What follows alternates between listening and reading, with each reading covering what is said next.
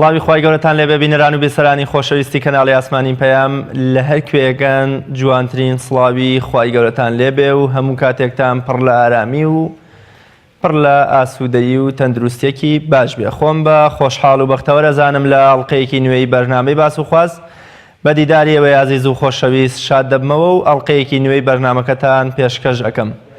لە بەرنامەی باس و خواستی ئەمڕۆماندا باس لە تەبایی خێزان و پێکەوەنانی ماڵێکی ئارامەکەین. بێگومان ئاینی پیرۆزی ئیسلام هەمیشە بە چاوی ڕێز و لوتف و گەورەیەوە سەیری تاکەکانی کۆمەڵگەی کردووە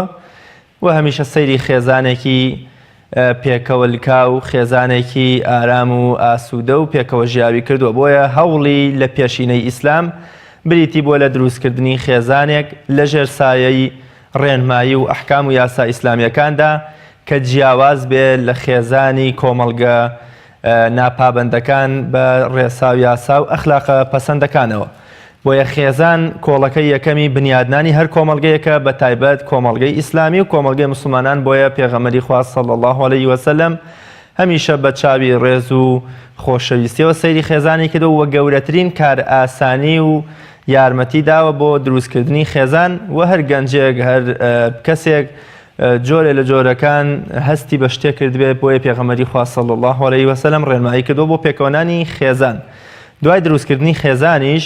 کۆمەڵێ یاسا و ڕێسا و کۆمەڵێ مەرج و کۆمەڵێ هۆکاردانراوە بۆ دروستکردنی خێزانێکی بەختەوەر، خێزانێکی ئارام، خێزانێکی پێکەوەلکا و کۆک و تەباو هەمیشە ڕێزگر لە یەکتر و لە تاکەکانی کۆمەڵگە. بۆیە دەبینین ئەو هۆکارانەی کە دەبنە هۆی شیرازەپسانی خێزانەکان، هەڵوەشاندنەوەی خێزانەکان، دروستبوونی ناکۆکی نێوان خێزانەکان ئاینی پیرۆزی ئیسلام بە گژیاندا چۆتەوە و هەمیشە هەوڵی چارەسەر و وەکوڵێ نەهێشتنیانی داوە. پێغەمبەری خوا صلی الله علیه وسلم باشترین قودوە و پێشەنگی ئێمە بووە لە بەڕێوەبردن و ئاراستەکردن و ئیدارەدانی خێزانەکانی خۆیدا و دەبێ ئێمە میشە چاولەو بکەین و ئەو بکەینە قودوە و پێشەنگ و سەرمەشقی ڕاستەقینەمان بۆ ئەوەی خێزانێک پێکەوە بنێنکەوە داهاتوویەکی ڕۆشنی هەبێ وە کۆمەڵێنەوە و منداڵی باش و ساڵح و تەندروست و زیرەک و داهات و ڕۆشنمان وەکوڵێ بۆ دروست بکە. بۆیە دەبینین بەداخەوە لە ئێستادا خێزان لە کۆمەڵگەی موسڵماناندا بەهۆی زاڵبوونی کەلتوری ئەوروپی و کاریگەری زنجیرە دراماکان و هێنانی کۆمەڵێ بیر و هزری نامۆ بە کۆمەڵگەی ئیسلامی و بە کۆمەڵگەی موسڵمانان بە جۆرێ لە جۆرەکان خێزان بەرە و نائارامی و بەرە و ناتەبایی و بەرە و ناکۆکی و بەرە و شیرازەپسان و بەرە و هەڵوەشان و جیابوونەوە دەڕوە کە ئەمەش هەمووی دەگەڕێتەوە بۆ ئەو کاریگەریە یا ئەو چاولێکەری و تەقلید و لاساییکردنەوەی کە پێغەمبەری خوا صلی الله علیه وسلم 1400 ساڵ بەر لە ئێستا ئاماژەی پێکردەوە و هۆشیاری داوەتە کۆمەڵگە موسڵمانەکان کە بە هیچ جۆرێک بە دوای جێهەنگا و جێپێی خەڵکێکی نەیار نەکەون تەنها و تەنها لە سایە و تیشکی ئیسلامی پیرۆز و ڕێنمایەکانی خوا پێغەمبەرەوە صلی الله علیه وسلم هەنگاو هەڵبهێننەوە. ئێمە لەم بەرنامەیەدا باز لە خێزانێکی تەندروست دەکەین، خێزانێکی پێکەوەلکا و خێزانێکی تەبا، خێزانێکی خۆشەویستی کە تێیدا ڕەنگی دابێتەوە، خێزانێکە دوور بێ لە کەلتور و لە بیر و هزری ئەوروپی و عەلمانی و کاریگەری زنجیرە دراماتورکیەکان. بۆ مەبەستا میوانداری زۆر بەڕێز مامۆستا حەسەن عەبدوڵڵا بانگخواز و زانای ئاینیم کردووە کە لە شاری هەولێرەوە میوانی بەرنامەکەمە. مامۆستا حەسەن سڵاوی خوای گەورەت لێبێ و ئەم کاتە و هەموو کاتێکیشت باش. سڵاوی خوای گەورە جەنابت بێت مامۆستا ڕیاز، هەموو کاتێکت باش و خوای گەورە سەربەرزی دنیا و قیامەتت کەیاخوا. زۆر سپاس دەکەم مامۆستا. با بڵێین نەخشە ڕێگا و شێواز و میکانیزمی ئیسلامی پیرۆز بۆ دروستکردنی خێزان هەر لە سەرەتاوە چۆن چۆنیە،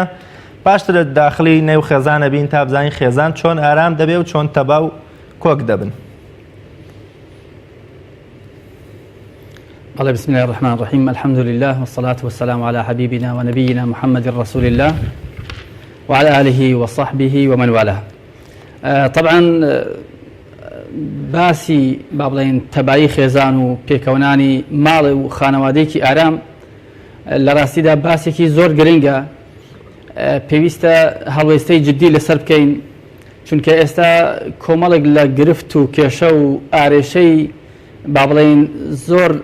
ناڕەحەتکار دەبینین لە نێو خانەوادە و خێزانەکان کە زۆرێک لە خانەوادە و خێزان بەدەستیانەوە دەناڵێنن بە جۆرێک کە تەبایی خێزان بووە بە شتێکی نامۆ. لە ڕاستیدا ئێستا زۆرێک لە خێزانەکان خێزانی نێو کۆمەڵگەی مسلمانانیش بەدەست نەبوونی ئەم تەبایی و ئەم خۆشەویستی و ئەم سەکینەتەوە دەناڵێنن کە خوا جەل جەلالوهو باسی کردووە. ئیتر ئەمە زۆر گرینگە قسەی لەسەر بکەین و خێزانەکان بە خۆیاندا بچنەوە چاو بژێرنەوە بە خۆیاندا. ئایا ئەو ئامانجەی کە لە پێناویدا خێزان دروستەکرێ ئایا ئەو ئامانجە بوونی هەیە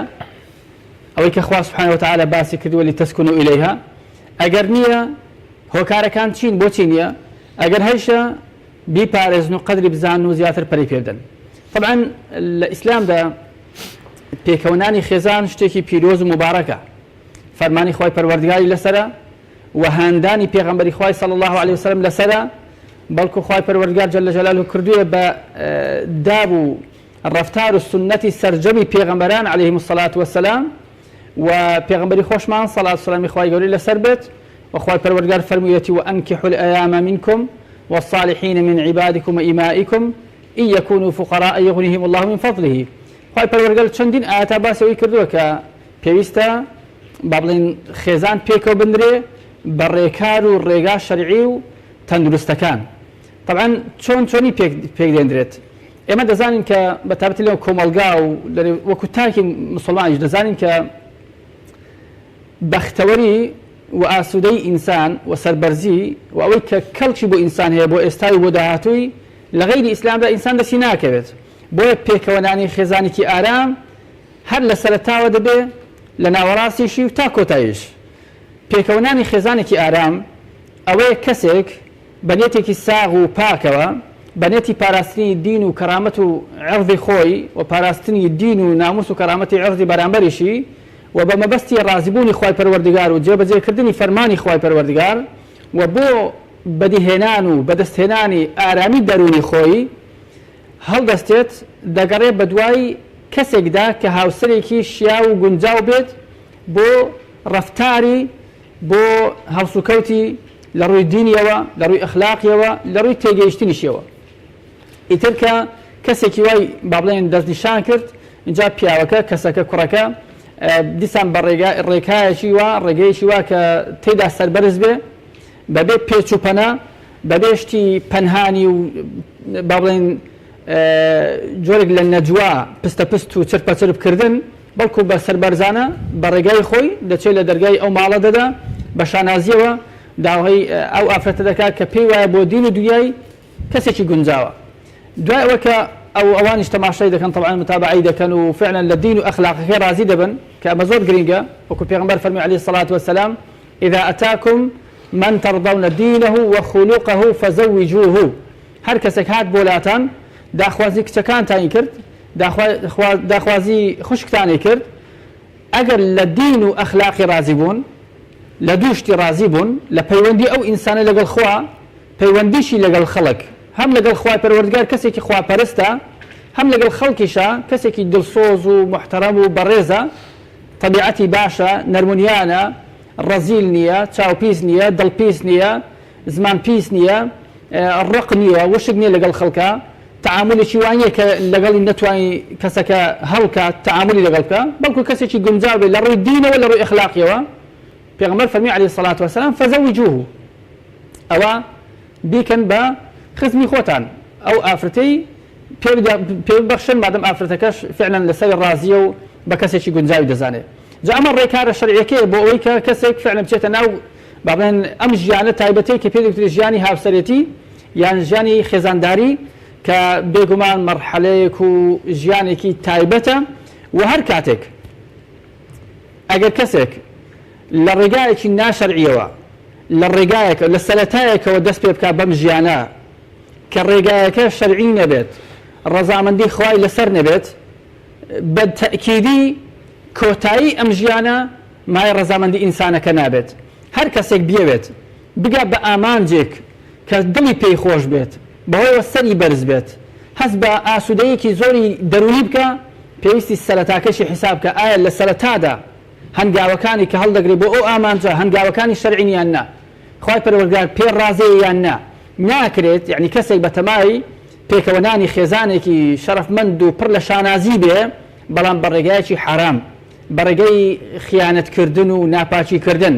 بەڕێگەیە کە بیەوێ کەرامەت و حرمەتی کەسێک و خانەوادەیەک بشکێنێ على اساس دەبێت ئەو کەسە بکە بە هاوسەری خۆی مادەم مەبەستێتی بیکە بە هاوسەری خۆی بێگومان دەبێت بەڕێکار و بەڕێگا شەرعیەکە بێت سەربەرزانە بێت لە دەرگاوە بۆی بچێت و بە شێوازێک کە ئەو بنەماڵەوە ئەو خازەوەدە و خێزانش شانازی پێوە بکەن. زۆر باشە مامۆستا بێگومان کە ئێمە باز لە خێزانەکەین وە خێزانی ئیسلامی و مسلمان دوور نییە لە هەر کێشە و لەوە چێ نەبوونی یام ناکۆکیە کە ئەمە بێگومان کوردەڵێ کێشەی خێزانی وەکو خوێی چێژ دوایە پێویستە لە پێناو بەردەوامبوون و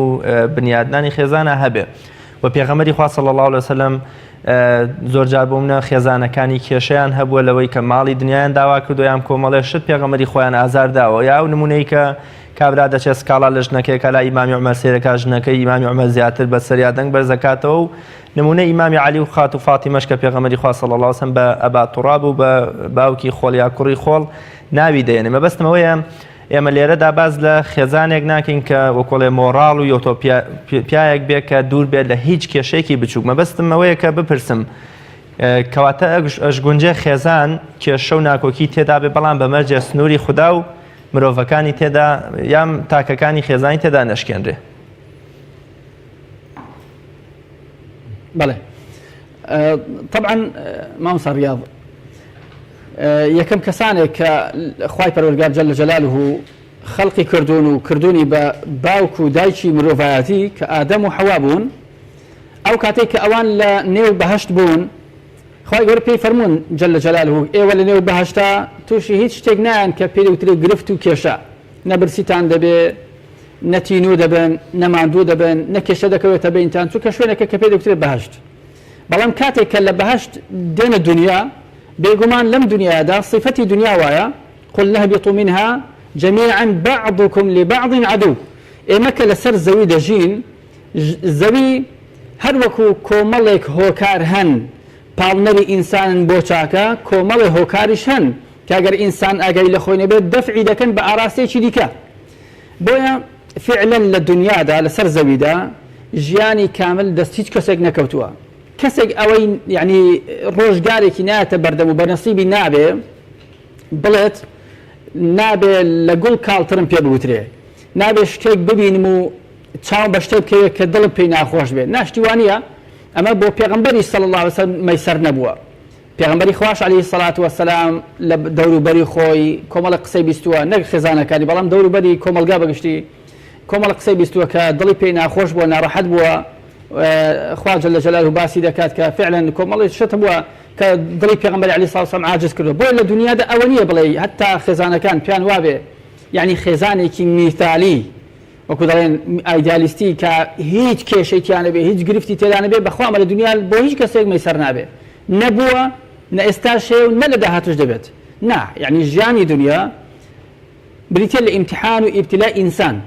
خوا دەفەرمێ جل جلاله وجعلنا بعضكم لبعض فتنة أتصبرون وكان ربك بصيرا دەفەرمێ خوای پەروەردگار جل جلاله هەندێکمان کردووە بەمای ئیمتحان و تاقیکردنەوە بۆ بەشەکەی دیکە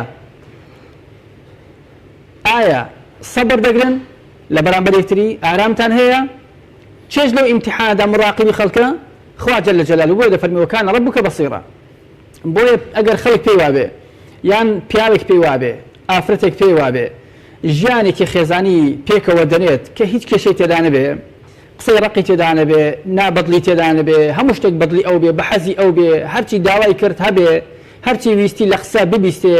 هەرچ دیمەنێکی پێجوان بوو بیبینێ ئەمەشتی وە مەحاڵە بەس لە بەهەشتا هەیە ئەبێ ئینسان ئەبێ هاوسەرەکان خێزانەکان لە نێوان خۆیانە هەندێک شت تەحەموولکەن بەرگەی بگرن ئارامیان هەبێ لە سەریدا بۆی ئەو ژیانە پڕ لە تەباییە ئەو ژیانە کە هیچ کێشە و گرفتێکی تێدانێت کە لە بەهەشتا دەستیان کەوێت هەر کاتێک ئینسان تەماشا بکەن مامۆستا ڕیاض لە هەر مەوزوعێک یعنی لە دنیادا کەماڵ نییە ئەگەر کەماڵ هەبوو سد گەیشتە یعنی حاڵەتی ترۆپچی تەواوی نەقص دەست پێ دەکا اینجا یعنی بە ئاراستەکی دیکە دەست پێ دەکا ژیانە تەماشا بکە کە خوای پەروەردگار جل جلاله ئەو ئاتەدا دەبەزێنێ بۆ پێغەمبەرمان عەلەیهی سەڵات وەسەلام اليوم أكملت لكم دينكم وأتممت عليكم نعمتي باسی کەمالی دین دەکا باسی تەواوی نیعمەت دەکا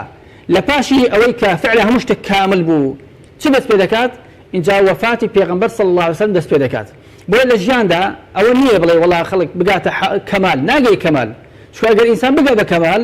ڕەنگە لە دوای کەمال شتی دیکە دەست پێ بکات کە ئینسان زۆر پێی ناخۆش بیتن بەڵام ئەوەی کە هەیە ئەوەیە وەکو مسلمان کە پشت بەخوای گەورە دەبەستن جەل جەلالوهو پاشان يعني الرفتار وكرداركي عاقلانه دكن چونکە ئینسان هەموو هاوسەران لە ژیانی لە مەزالی ژیانی هاوسەرەتیدا زۆر پێویستیان بە جوڵاندنی عەقلی خۆیانە نەک جوڵاندنی دڵیان و عاتیفە و سۆزیان خوای گەورە جەل جەلالوهو کە دەفەرمێ ومن آياته أن خلق لكم من أنفسكم أزواجا لتسكنوا إليها وجعل بينكم مودة ورحمة إن في ذلك لآية لقوم يتفكرون بو قومك كتفكر يعني بيركنوا بعقل يعني استا زورق لك يا شكان شار سر دبن اجل هاو سركان تبيا وكتش افرتك يعني زياتر عقلي خوان زياتر عندك مصلحتي جورتير عندك درنجامي دهاتوتر لبرتاو بقرن بسر خوان دا ظالبن عاطفة حزي خوان هلايكن الرغبة خوان بكن بقرباني بو مصلحتي جشتي خزان رنگ زورق لك يشو قرفتكان شار سر دبن بۆ ئێستا دووپاتی دەکەینەوە کە لە دنیادا هیچ جۆرێک ژیان نییە کە بڵێ 100% هەمووی بەدڵی منە لە ژیانی هاوسەرەتی لە ژیانی هاوڕێتی لە ژیانی بڵێن جیرانەتی لە ژیانی هاوبەشی و شەریکایەتی لە هەموو جۆرە ژیانێکدا کۆمەڵەشت هەیە بەدڵتە کۆمەڵشتیش هەیە بەدڵت نییە گرنگەوەیە ئینسان لەوەی کە بەدڵتە شتەکان شەرعی بن شکرانی خوای لەسەر بکە ئەوەی شت کە بەدڵت نییە ئاران بگەی لەسەری بەڵام کە کێشە بێ هەوڵ بدەیت چارەسەری بکەی چونکە ئەگەر ئینسان خێزانەکان هاوسەرەکان ئەگەر کێشەیەکیان هەبوو لە نێو خانەوادە و خێزانی خۆیان لە نێو ماڵەکەی خۆیانە سەرەتا سەبری گرت پاشان فعلێکی نەبوو کاردانەوەیەکی نەبوو کە گەورەتر بێ لە کارەکە و هەوڵی چارەسەرکردنی بدا بڕوا بکە هەمووی خێر و پاداشتە خێر و پاداشتی سەبر خێر و پاداشتەوەی کە کاردانەوەی خراپی نابێ خێر و پاداشتی ئەوەش کە دەوێ معالەجەی ئەو کێشە و ئەو ئارەشەیە بکات زۆر باشە مامۆستا هۆکار چییە لە ئێستادا هەست دەکرێت خێزانی ئێمە بە جۆری لە جۆرەکان ناتەبایە خێزانی ئێمە بە جۆری لە جۆرەکان کێشە و ناکۆکیانێ بێگومان لە ڕابردووشدا هەبووە بەڵام هەمیشە دەگوترێت خێزان پەرژین و پەناگەیەک بۆ کردنەوە و نەهێشتن و چارەسەرکردنی کێشەکان بەڵام لە ئێستادا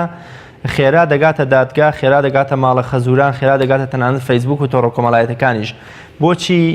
لە ئێستادا هەست بە جۆرێک لە ناتەبایی و ناکۆکی و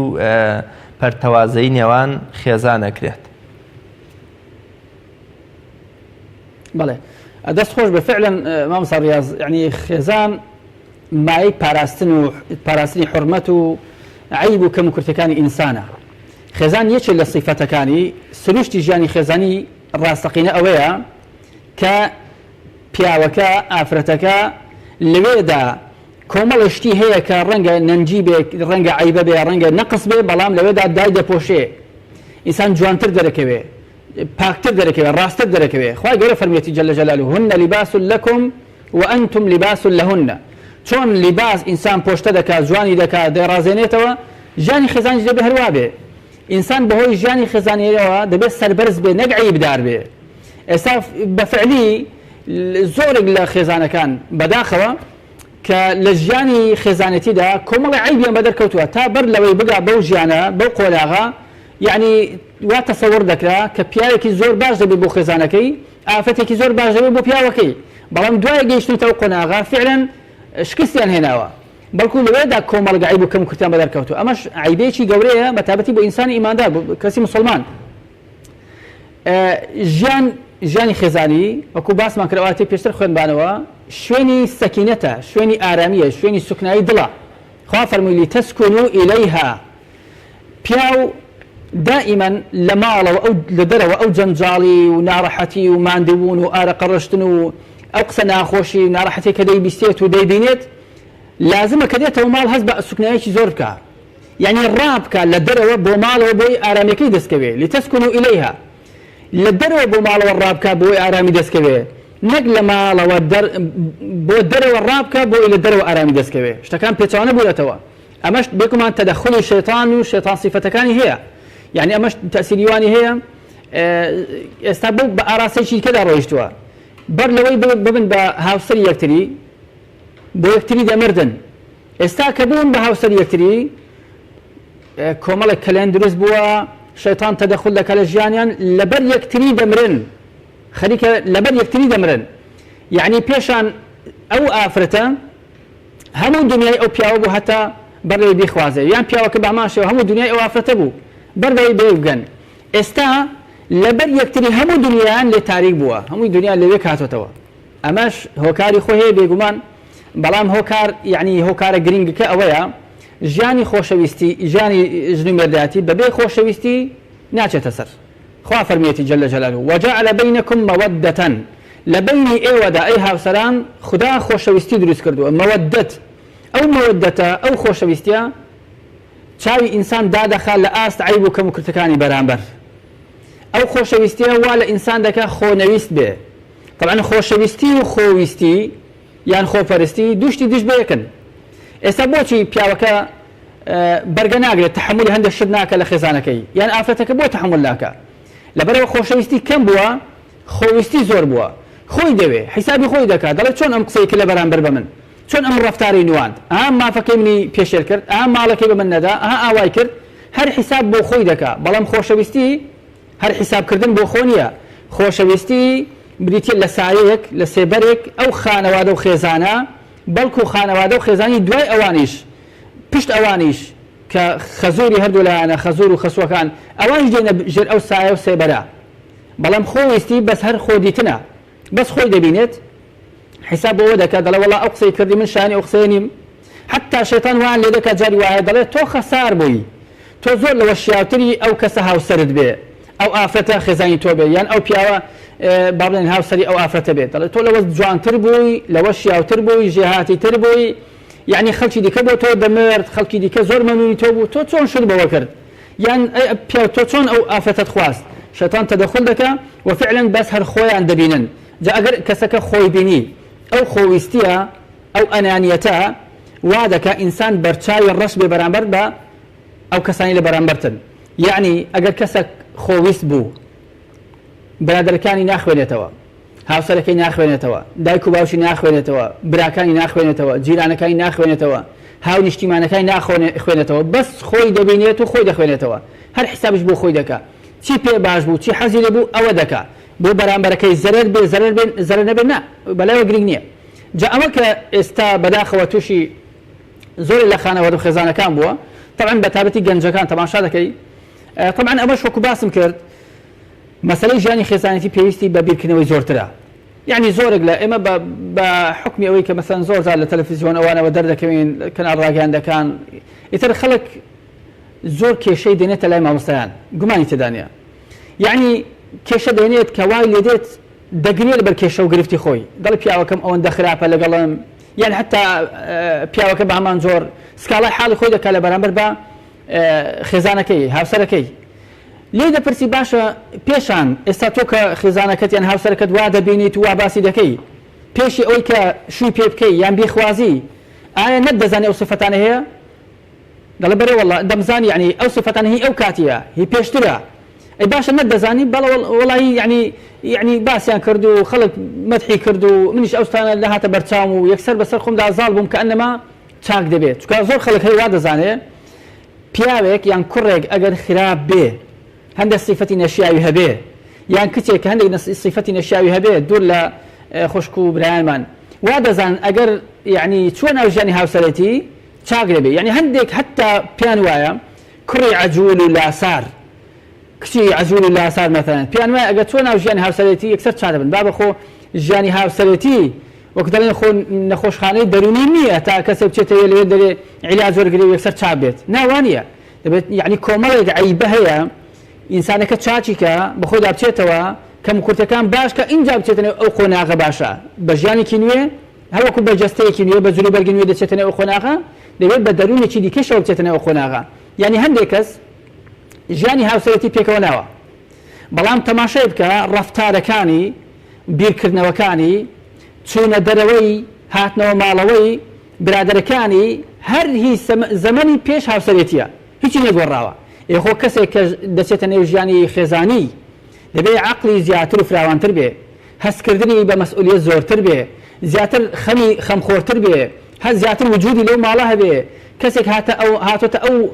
ئەو خانوەیە ئەو ماڵە دوای خوای گەورە بەتەمای تۆ. مەثەڵەن کچەکە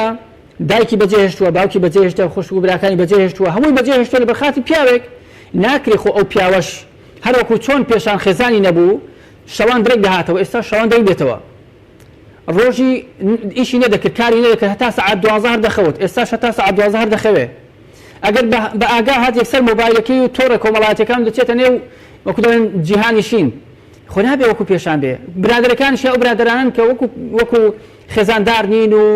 ڕەفتاری وان جودا لەگە ڕەفتاریەوە هیچی نەگۆڕاوە. لە ڕاستی ئەمە شتێکی هەڵەیە، بۆیە لێرەوە کێشەکان دروستە بن وەکو باسم کرد. یەکەم خۆویستی، پاشان نەگۆڕانی طبیعەت و ئەخلاق و خوڕەوشە و ئینسانە، هەستکردنی بە مەسئولیت زیاد ناکە، عەقڵ و بیر و هۆشی زیاتر ناکە، پاشانیش لە هەمووی گەورەتر مامۆستا ڕیاض بە ئەندازەی پاراستنی سنوورەکانی خوای گەورە تەبایی و بەختەوەری نێوان خێزانەکان دەپارێزێت و بە ئەندازەی پێشێلکردنی سنوورەکانی خوای پەروەردگار ژیانی تەباییان لەدەست دەدەن. هەر ژن و مێردێک لەبەر خاتری خوای پەروەردگار لەبەر کۆمەڵە ڕەفتاری جوانی دیندارانە بەیەک گەیشتە بن و پاشان گلەییشان لە یەکتری گلەی دیندارانە بێ، گلەیی بێ لەسەر دینەکە، لەسەرەوە کە نوێژەکانی ڕێک نییە، مەثەلەن لەسەرەوە کە جلوبەرگ و حیجابەکەی ڕێک نییە، لەسەر ئەوەی کە حەلال و حرام تێکەڵ دەکا، لەسەر کەسابەتی حرام دەکا، یعنی کۆمەڵش گلەیەکان لەم جۆرە بێ بەخوا تەباییشیان زۆرتر دەبێت، چونکە لەبەر خاتری خوای پەروەردگار گلەی دەکا، لەبەر خاتری خۆی گلەی ناکە. گوناح و تاوانی نێوان خێزانەکان سەبەبێکی سەرەکیە لەوەی کە دڵەکانیان لەکتری دوور دەکەوێتەوە، شیرازەی نێوانیان دەپسڕێت. پێغمبەر فەرمیوەتی عەلەیهی الصەلاة وەسەلام ما تواد اثنان ففرق بينهما إلا لذنب يحدثه أحدهما. پێغمبەر فەرمیوەتی عەلەیهی الصەلاة وەسەلام هیچ کەسانە هیچ دوو کەسێک نییە یەکتریان خۆش بووێ لە پاشان ناتەبایی بکرێتە بینیان و لە یەکتری دوورکەونەوە إلا بەسەبەبی گوناحێکە کە یەکێکیان کردوێتی یان هەردووکیان کردویانە. ئەم گوناح و تاوانانی کە پیاوێک دەیکات لە دەرەوە، لە دیتن، لە بیستن، لە قسەکردن، لە خواردنی ماڵی حرام، خۆ هەمووی بە سەرنجامی خراپ دەگەڕێتەوە بەسەر ئەو خانەوەدە و خێزانە. یعنی یەک لوقمە نان، یەک لوقمە پاری حرام واللهی کە پیاوەکە دەهێنێتەوە بۆ ماڵی خۆی، کەسابەتی حرام ئەگەر کەمیش بێ سنتێکیش بێ بەخوا تەئسیری خۆی هەیە، بەرەکەت لەو ماڵە هەڵدەگرێ و تەبایی لا دەبا و دەرگای فراوانتر دەکە بۆی شێتان تەدەخولی ژیانیان بکات. زۆر باشە مامۆستا، کەواتە ئێمە چۆن تەبایی خێزانی دروست بکەین یان خێزان چۆن تەبا دەبێ، ئەو ڕێکار و هۆکارانە چین کە خێزانێکی تەبا و کۆک و پێکەوەلیکا و پێکەوە ژیاومان بۆ دروست دەکەن و دوورە بێ لە کێشە و ئاریشە و بەڵاو گرفتە خێزانیەکان. بەڵێ، یەکەم خاڵ بۆ ئەوی ژیانێکی تەبا هەبێ لە نێو خانەوادە و خێزانەکان ئەوەیە کە ئەو قسەی کە باسمان کرد کەسەکە بیچەسپێنێ لە هزری خۆی کە ئەم دنیاە هی ئەوە نیە بڵێ من بە هەموو ئاواتەکانم دەگەم. ژیانی دنیا ژیانی تاقیکردنەوەی ئینسانەکانە، هەموو کەسێک بە بەرامبەرەکەی تاقی دەکرێتەوە. دوو ڕەفیقی بەیەکتری تاقی دەکرێنەوە، دوو جیران بەیەکتری تاقی دەکرێنەوە، دەوڵەمەند و هەژار بەیەکتری تاقی دەکرێنەوە، ژن و پیاو بەیەکتری تاقی دەکرێت. هەموو کەس لە بینیانە ئەم ئیبتیلا و ئیمتیحانە هەیە. امتحان و تاقیکردنەوەش بۆی ئینسان ڕەفتاری جوانتری تێدا بنوێنێ. خلق الموت والحياة ليبلوكم أيكم أحسن عملا. بۆی دەرکەوێ کامەتان جوانترین ڕەفتار دەنوێنێ. دائما مامۆستا ڕیاض يعني لبوني كشدا لبوني خلافات وناتبعي وناريكيدا هەڵوێستە جوانەکان پێویستە جیاتر گەشاوە بن، درەوشاوە بن. یعنی وەختێک کە ئەو پیاوە هەموو شتێکی بەدڵی خێزانەکەی خۆیەتی، ئەو ئافرەتە هەموو شتێکی بەدڵی پیاوەکەی خۆیەتی،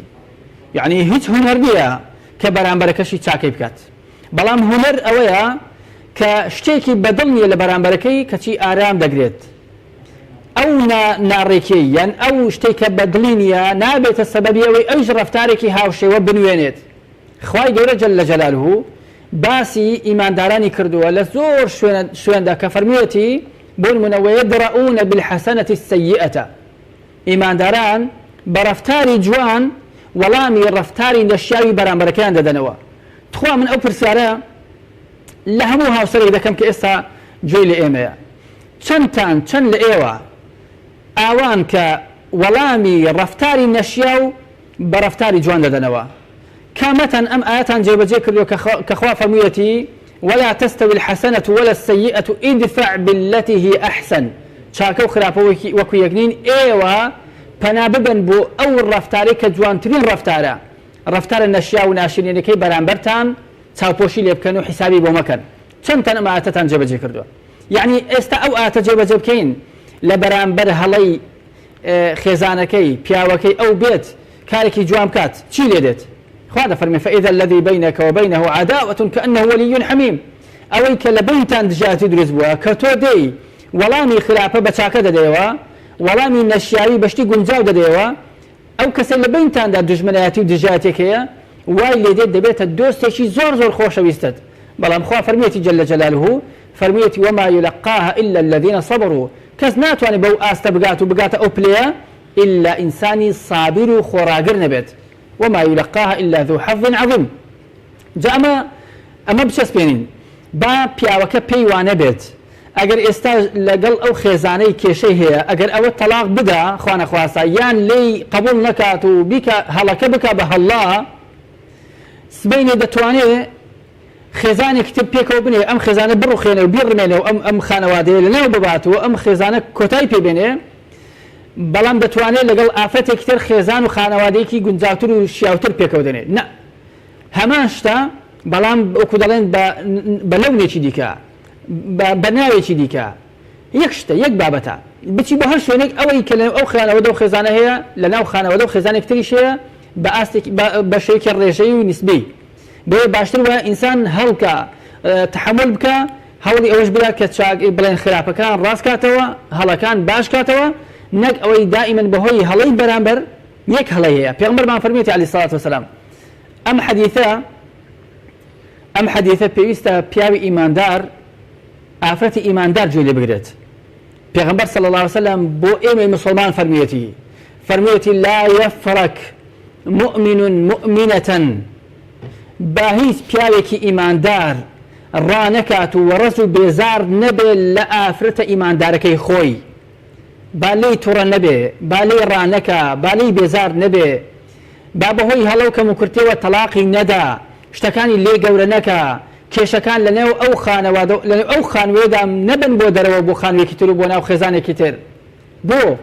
دەفەرمێت پێغەمبەرمان صلی الله علیه وسلم ئەفەرمێ ئین کەریه منها خلقا رضي منها آخر، ئەگەر لە ئەخلاقێکی لە ڕەفتارێکی لە صیفەتێکی ناڕازی بی ڕقی لێ بێتەوە، بێگومان لە بەرامبەر لە کۆمەڵێک ڕەفتار و کۆمەڵێک ئەخلاقی هەیە کە هی ئەوەیە شانازی پێوە بکە، یعنی تەماشا بکات لە دینەکەی لەوانەیە ڕازی بێت، بەڵام دەڵێ تەبیعەتی ڕقە. ئێ باشە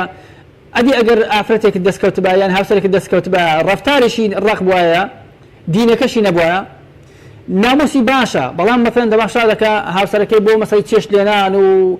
یعنی زەبتی ماڵ و ئەو دەوام و کاتی ناخواردن و ئەمانە لەوانەیە کەم کورتی هەبێ. ئێ باشە ئەلحەمدولە خۆ ناموست پارێزراوە، یعنی هەر تەماشا بکە نییە بڵێ وەڵڵا هەر هەموو صیفاتێکی خراپ بێ، مادەم ئیماندار بێ هەندێک صیفاتیشی هەبێت کە بەتڵ نەبێ، کۆمەڵە صیفات هەیە کە چاوت پێوە دەگەشێتەوە. پاشان زۆر گرینگە ئینسان کە تووڕە دەبێ یان ئینسان کە ناڕازی دەبێ مامۆستا ڕیاض، ئەمە بۆ هەموو کەسێک، بۆ هاوڕێیان، بۆ برادەران، بۆ هاوسەران، بۆ جیرانەکان، بۆ هەموو کەسێک. ئەوانی کە عملی با بڵێن عملی جەماعی بەیەکەوە دەکەن، ئەوانی کاری گشتی بەیەکەوە دەکەن،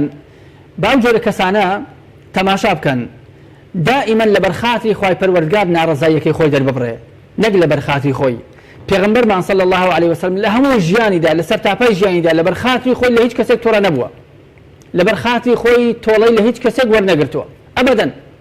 کەسێک قسێکی نەشای پێگوتووە لە بەرخاتری خۆی تۆڕە نەبووە، ڕەفتارێکی ڕقی بەرامبەر کردووە، ڕەفتارێکی دژی لەبەر کردووە، بەڵام پێغەمبەر صلی الله علیه وسلم لە بەرخاتری خۆی لە دوژمنیشی تۆڕە نەبووە، نەک لە هاوسەرەکەی. دەی ئەگەر هاوسەر وا بکە بڵێ قەید ناکە ئەم شتە بەدڵی من نییە بەڵام خۆ سنووری شەرعی نەبەزاندووە خۆ مثلا لە ئاستی شەرعی خوای پەروەردگار کەسێکی پابەندە نوێژکارە بە ئەخلاقە ناموس پارێزە یعنی ئەمە زۆر گرنگە لەبەر خاتی خۆت تووڕێیەکەت بخۆوە تووڕێیەکەت لابدە بەسەریدا زاڵ بە بەڵام ئەگەر مەسەلەی سنوور بەزاندە بێ بێگومان گلەیت هەیە با گلەیەکە لەبەر خاتی خوای پەروەردگار بێن نەک لەبەر خاتری خۆت چکە گلەی خۆم گلەی من کە گلەیەکم هەبێت لەبەر خاتی خۆم لەبەر کەسێک دائما شێطان دێک گلەیەکان گەورەتر دەکا ناڕەزاییەکان فراوانتر دەکا بەس ئەگەر گلەیەکە لەبەر خاتی خوای پەروەردگار بێ بێگومان تەدەخولی ڕەحمانی هەیە خوای پەروەردگار زیاتر بەرەکەت دەخاتە نێوان ژیانی ئەم دوو کەسە. زۆر باشە مامۆستا زۆر جار چاولێکەری و تەقلید و لاساییکردنەوە کە پێغەمبەری خوا صلی الله علیه وسلم هەمیشە ویستوویەتی مرۆڤەکان لە شتی باش و لە شتی قیامەتی و لە شتی لە توانابەدەری خۆیدا لاسایی بکاتەوە واتە خۆشوبهاندن و لاساییکردنەوە بە خەڵکێکی بۆ نمونە خراپ هەمیشە شتێکی بێزرا و قێزەون بووە. زۆر جار خێزان لە لاساییکردنەوەی لە دراوسێکەی لە ئاڵتونی بێ لە ماڵەکەی بێ لە سیارەی بێ لە نێوماڵ بێ لە تحوفیات و جوانکاری و وەکۆڵێ ستایلی نێوماڵەکەی بێت جۆرێ لە جۆرەکان کێشە دروزە بێ ئایا ژن بۆ پیاو بێ پیاو بۆ ژن بێت چۆن ئێمە واز لە چاولێکەری بهێنین واز لە تەقلید و لاساییکردنەوە بین لە پێناو کەشێکی ئارام و لە پێناو ئارامی و تەبایی نێو خێزان. بەڵێ دەست خۆش بێگومان ئەگەر مەسەلەی تەقلیدیش نەبێت بەس مقارنەکردنی ژیان ئەگەر خێزانێک ژیانی خۆی مقارنە بکە لەگەڵ ژیانی خەڵکێکی دیکە کە لە ڕووی دنیاوە ئاستیا لەوان بەرزترە ئەم مقارنەکردن و خۆبەراوردکردنە ژیانیان تاڵ دەکات. هەرتەنها ئەوەندە ئەو پیاوەیان ئەو ئافرەتە بڵێ ئەو خانەوادەیە ئەو خێزانەی جیرانمان ئەو شتیان هەیە ئێمە نیمانە خوانەکەیان ئەوەندە فراوانە خانوەکەی ئێمە تەسکتر و گسکەترە یان ئەوان خاوەنی خانووی خۆن ئێمە خاوەنی خانوونین یان ئافرەتەکە بڵێ فلان کەسی بڵێن خوشکی یان برازنی یان جیرانەکەی ئەوەندە زێر و خشڵەی هەیە کەچی ئەو نیەتی مارەیەکەی ئەوەندە زۆر بۆ کەچی مارەیەکەی ئەو کەم بۆ لەوانەی بۆیشی نەکراوی ئەو کەمەکەش ئەم خۆ بەراوردکردنە ئەم ژیان بەراوردکردنی خۆیان لەگە خەڵکی دیکە بێگومان ژیانیان تاڵ دەکا هەر کەسە بە ژیانی خۆی یعنی تەماشا زۆرێک لە ئافرەتەکان طبعا ئەو ئافرەت زیاتر ئەو دەردەی هەیە کە دێ تەماشای خۆی دەکا تەماشای دەستەکانی خۆی دەکا چ بازن و زێر و ئەمانەی نیان ئەگە هەشی بێت پێوەی بیتن کەمە تەماشا دەکەم مەسەن لە زێر و ئەلمیمە هەر نوعی زێر و زی و جلوبەرجی جوان و ڕازاوە ئەمانە یان مەطبەخەکەی خۆی تەماشا دەکا و مەطبەخی فلان کەسیش کە دوێنێ چون سەردانیان کرد ئێستا دێتەوە بۆ ماڵەوە دەڵێ پیاوەکە تەماشات کرد مەطبەخەکەیان چۆن بوو واللهی مەطبەخەکەی ئەوان لە دیوەخانەکەی ئێمە زۆر جوانتر بوو واللهی دوو ئەوەندەی دیوەخانەکەی ئێمە ڕێکتر و جوانتر و یشتی زیاتری تێدا بوو ئەوە کەوەنتەرەکەی بەوەندە بۆ کڕیوە قەنەفەکەی دیوەخانیان ئاوا بوو سەخفی سەنەویان وا بوو ئیدیکە وا بوو یعنی ئەم ژیانە باسکردی ژیانی خەڵک و هێنانەوەی بۆ ناو ژیانی خۆیان ژیانیان ناڕەحەت دەکا ئاڵۆز دەکا تۆ نازانی ئەوەی دیتت ڕۆکەش بوو ئەوەی دیتت دیکۆر و دیزاین و ستایلی ماڵ بوو بەس خۆ ناخ و دڵ و دەروون و حاڵی ئەوانت نەدی نازانی ئەوان چیان لە دڵدایە نازانی ئەوان تەباییان چۆنە نازانی ئەوان ئاسوودەن یان ئاسوودەنین تۆ هەر دیکۆرەکەت بینی خۆ ئەم دیکۆڕن ئینسان نایخوا خۆ ناچێتە ناو دڵی ئینسان خۆ ناچێتە ناو هەلاوی ئینسان دەکەوێتە بەرچاوی ئینسان یعنی شتێکی هەڵەیە ئێمە تەقییممان بۆ ژیان تەقییممان بۆ ئینسان تەقییممان بۆ ماڵ و خان و خانەوادە لە ڕێگەی چاوەوە بێ لە ڕێگەی چاوە نابێت بەڵکو شتی دیکە هەیە ڕەنگە لەوە کودەڵن ماوەڕە ئەلکەوالیس کۆمەڵە شت هەبێ ئەو خانەوادەی کە تۆ حەسوودی بە ژیانیان دەبەی لە ڕاستیدا لەوانەیە زۆر کێشیان هەبێت بەس تۆ لێ ئاگادار نیت تۆش کۆمەڵە شتت هەیە کۆمەڵێک ئاسوودەیت هەیە کۆمەڵی نیعمەتت هەیە لەوانەیە خەڵکی دیکە نەیبێ بۆیە ئەم بەراوردکردنی زۆر هەڵەیە جات پیاوەکە بیکە چ ئافرەتەکە بکە یعنی زۆر جاری وایە پیاویش دێتەوە ماڵەوە بە خێزانەکەی دەڵێ باشە بۆ ئافرەتی ئەو ماڵە خێزانی فلان کەس بۆ چێشت لێنانی لە کاتی خۆیدایە بۆی ئەنواع چێش دێدەنێ بۆ ئەمە جلو بەرگەلە بەردەکە بۆ ئەوەندە خزمەتی پیاوەکەی دەکات بۆ تۆ واناکەی ئەمەش هەڵەیە ئەمەش هەر هەڵەیە نەک هەر پێ ئافرەتەکە بیکات ئافرەتش کە باسی فعلا زێر و زی و خەشل و ماڵ و ستایلی خان و ئەوانەی دەکات بۆ پیاوکە ئەمش هەر هەڵەیە ئەمش هەر هەڵەیە بۆیە هەر کەسە و بەقەدەر خۆی باشترین شت کە ئینسان بەختەوەر دەکات ڕازیبی بە حاڵی خۆت ڕازیبی بە ماڵی خۆت ئەو کەسەی کە تۆ باسی ژیانی دەکەی ڕەنگە ئەگەر بچی بچە ناو ژیانیان کۆمەڵێک معاناتیان هەبێ کۆمەڵێک گلەیان هەیە بێ لێکتری تۆ ئاگادار نیت ئەسڵان بڵێ خوایە لە ژیاتیەوە کە تەماشا دەکەی ژیانی تۆ وایە لە ڕووی دنیایەوە کەمێک لە دواوەی بەڵام بڵێ خوایە حاڵمان باشکە ماڵمان بەبەرەکەتکە یەکەم حاڵمان مەبەست دڵە خوایە حاڵمان باشکە ماڵیشمان بەبەرەکەتکە ئەمە گرنگترە هەبوونی ئەوەی کە یعنی ئەوەی کە خەڵک منافەسەی یەکتری دەکات بۆ ماڵ و سامان و سەروەت و زێڕ و زی و خەشلەوانە بەخوا بەتەنها مای بەختەوەری ئینسان نین بەڵکو ئەوەی کە ئینسان بەختەوەرەکە دڵێکی ئارامە دڵی ئارامیش یەکەم جار پەیوەست بێ بەخوای گەورە جەل جەلالوه پاشانیش ئەو ژن و مێردە قەدری یەکتری بزانن یەکتری هەڵنەسەنجێنن بە دار و دیوار و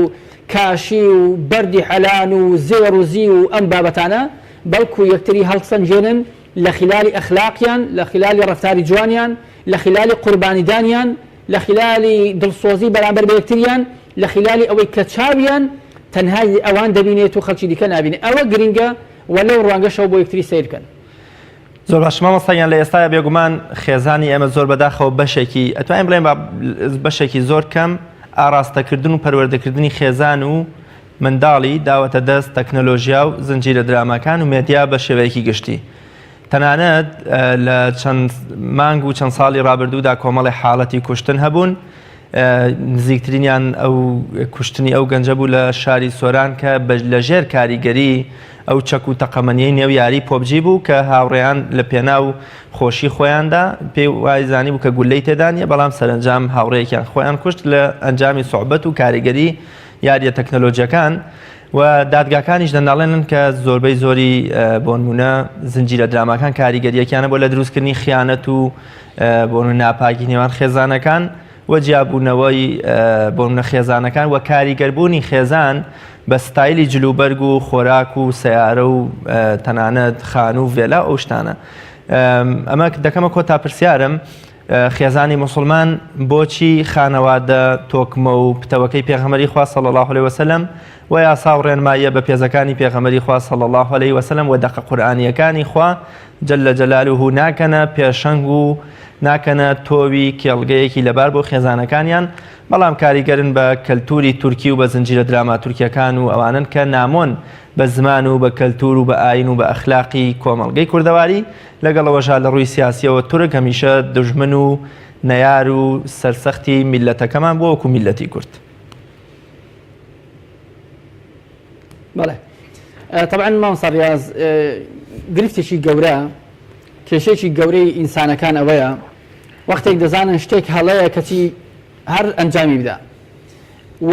عیبرەت و پند وەرنەگرێت لە ژیانی خەڵکی دیکە. ئێستا ئەوەی کە شۆفێرە و سارەی هەیە سارە داژووە هەر هەمووی دەزانێت تیژڕەوی شتێکی هەڵەیە هەزارها جار ڕەنگە بڵێم هەزارها جار جێبیستی ئەوە ببێ یان ئەو تابلوانی دیتە بێ کە ئاماژە بۆ دەکەن کە تیژڕەوی کەم کاتەوە و سارە ناژوە بە خێرایی بەڵام تەماشا دەکەی زۆرێک لە شۆفێرەکان کە سارە داژۆن تیژڕەوی بەکاردێنن یعنی پەنای بۆ دەبن و سارەکان بە خێرایی داژۆن. ئەمە لە نەتیجەی چی؟ دوای ئەوەش کە بیستی زۆرێک لە شۆفێرەکان بەهۆی ئەم حاڵەتەوە تووشی کارەسات بوون خۆیان و خەڵکی دیکەش بوو بە قوربانی بۆ ئەم حاڵەتە کەچی عیبرەت وەرناگرن دەزانێ هەڵەیە هەردەشیکە بەڕاستی ئەمە شتێکی زۆر گەورەیە هەڵەیەک یعنی ئینسان لەوە گەورەتر نییە کە ئینسان بزانێت ئەمە هەڵەیە خەڵک بەهۆیەوە باجی گەورەی داوە کەچی ئینسان هەر ئەم ڕێگایە بگرێتە بەر. زۆرێک لە پیاوەکان و زۆرێک لە ئافرەتەکان دەزانن کە سەرقالبوونی زۆر بە مۆبایل و چونە نێو دنیای پان و پۆڕی تۆڕە کۆمەڵایەتیەکان و سەرقالبوون و متابعەکردنی ئەفلام و مسلسلاتی تورکی و مەکسیکی و یعنی ئەوانەی کە هەن چ دەرەنجامێکی خراپی بووە لەسەر ئاستی تاک و خێزان چەند جار بۆتەوە سەبەبی ئەوەی کە ژن و مێردەکان لە یەکتری ترازاون دوورکەوتونەتەوە تەلاق دروست بووە ژن و مێردێک کە منداڵیان هەبووە کچ و کوڕیان هەبووە تەمەنێکی زۆر بێکۆ بوون بەڵام یان فەیسبوک و تۆڕە کۆمەڵاتەکان یانیش متابعەکردنی ئەفلام و مسلسلات ویانیش یعنی تەقلیدکردنی جلوبەرگ و دابوونەریتی خەڵکێک کە بێ دابوونەریت و بێ مێژووە لە ڕۆوە لێکترازاون تەلاق کەوتۆتە بینیان و خانەوادە و خێزانەکەت لێکترازاوە تەوا بوون بە دوژمنی یەکتری منداڵەکانی سەرگەردان بوون کەچی ئێستاشی لەگەڵ بێ کۆمەڵی خەڵکی دیکە و خێزانی دیکە هەر متابعی دەکات یعنی ئەو کەسانەی ئەو ژنی مێردانەی کە ئێستا متابعی زۆر تەماشا دەکەن مدمین بوون بە تۆڕە کۆمەڵاتیەکان و سەری بەرز ناکاتەوە لەبەر مۆبایلەکەی یان لەبەر ئەوەی کە سەرقاڵە بەو جیهانە شینەی فەیسبووکەوە نازانێ هەڵەیە نازانێ خراپە نازانێ دەرەنجامی خراپی هەیە بێگومان دەزانێ ئەی بۆ نایکە بۆ وازی لێ ناهێنێ ئایا ئەو ئافرەتێک کە دادەنیشێ مسلسل هەیە زنجیرە دوبلاژ هەیە کە باز دەکرێت تێپەڕێوە لە 700 ئەڵقا ئەو خانەوادە و خێزانە ئەو ژن و مێردە ئەو منداڵانە ئەو کچ و دایکە بێکەوە دانیشتون یعنی هەموو ئێوارەیەک دێ متابعە دەکەن نازانی خراپە نازانێ ئەو مسلسلە هیچ ئەڵقەیەکی نییە ئیلا ڕەفتارێک شوێنەوارێکی خراپ بەجێ دەڵێ لە نێو دڵ دەرونی لە نێو هەستی کچێکی کوڕێکی خۆی ئیدیکە با دەزانێت ئەی بۆ وازی لێنەرێ ئەمە دەردی کوشندەیە زۆر بەڕاستی ئینسانی ئیمانداری سەرڕاست هەر کاتێک پێی گوترەکە کە ئەمە هەڵەیە ئەمە حرامە بەخوا وازی لێ دێنێ سەرکەشی ناکە ئەم سەرکەشیە جۆرێکە لە سەرشێتی جۆرێکە لە مجازەفە بە حەیات بە کەرامەت بە دین بە تەبایی ناوخێزان قوربانیدانت بەوە یعنی شتی زۆر گەورە دەخاتە ژێر پێی بەس لەبەرخاتەوەی حەزی لێتی جامە زۆر هەڵەیە بەداخەوە بازی زۆریشمان داوە خێزانە مسلمانەکان لێکترازاون یعنی زۆرێک لە ئافرەتەکان ئێستا سکاڵای گەورەیان لە پیاوەکان ئەوەی دەڵێ ئەوە ڕەنگە لە 24 ساعات ئەوەندەی کە خەوت بێ خەوتووە ئەوەی لە دەرەوەیشە لە دەرەوەیە کاتینان کاتی ناخواردن ئەوەی دیکەیان زۆربەی کاتەکان سەرقاڵی فەیسبوک و تۆڕە کۆمەڵایەتیەکانە زۆر سپاس بەهۆی ئەوەشەوە تەبعاً زۆرێک لە پیاوی معقول بەڵێ زۆر سپاس دەکەم مامۆستایان سپاس بۆ بەڕێز مامۆستا حەسەن عەبدوڵڵا بانخواز و زانای ئاینی کە لە شاری هەولێرەوە میوانی ئەمڕۆی بەرنامەی باسخواز بووی بینەرانی بەڕێز و خۆشەویست بێگومان قسەیەک هەیە هەمیشە دەگوترێ